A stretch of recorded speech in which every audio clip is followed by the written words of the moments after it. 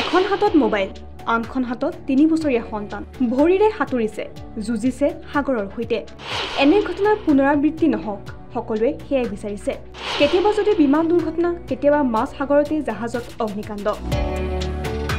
বিশ্বৰ বিভিন্ন প্ৰান্তত সংঘটিত হৈ থকা এনেবোৰ ঘটনাই বৰ্তমান ত্ৰস্তমান কৰি তুলিছে বিশ্ব সম্প্ৰদায়ক। সকলোৰে মনত প্ৰশ্ন, পৃথিৱীখনত হৈছে কি? কিন্তু এনে দুৰ্ঘটনাৰ মাজত কেতিয়াবা চমৎকাৰ হয়। যিদৰে আহমেদাবাদৰ দুৰ্ঘটনাত আচৰিতভাৱে প্ৰাণৰক্ষা পৰিছিল বিশ্বাস কুমাৰ ৰমেশৰ, এনে এক ঘটনা পুনৰাবৃত্তি বুলি ক'লেও ভুল নহয়। দাও দাওকৈ জ্বলি উঠিল জাহাজ, 3 বছৰীয়া কন্যাক লৈ মাছ সাগৰত জঁপিয়াল পিতৃয়ে। 3 বছৰীয়া কণমানিক লৈ মাছ সাগৰত উত্তাল ঢৌৰ সৈতে যুঁজি থাকিল পিতৃয়ে। এই ঘটনা সংঘটিত হৈছে ইণ্ডোনেছিয়াত।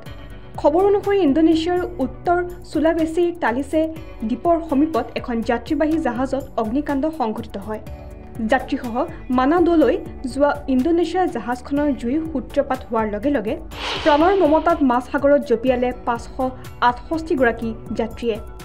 উদ্ধাৰকাৰী দলে কিছু সংখ্যক যাত্ৰীক বচাবলৈ সক্ষম হয় যদিও অধিকাংশ যাত্ৰী বৰ্তমানো সন্ধানহীন হৈ আছে। এই ভয়ংকৰ দুৰ্ঘটনাত এগৰাকী পিতৃয়ে সন্তানৰ বাবে যুঁজ দিলে সাগৰৰ সৈতে। অবিশ্বাস্য হ'লেও এয়াই সত্য। যেতিয়া মাছ সাগৰত অগ্নিপিণ্ডলৈ পৰিণত হৈছিল জাহাজখন, তেতিয়াই পিতৃয়ে নিজৰ 3 বছৰীয়া কণমানিক লৈ জাপ দিছিল মাছ সাগৰত।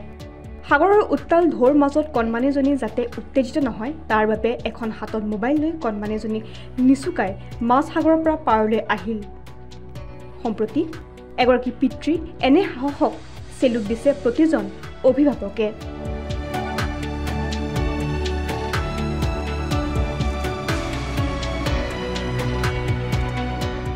নিউজ ডেস্ক ৰিপোৰ্ট, কাৰেঞ্চন আছাম।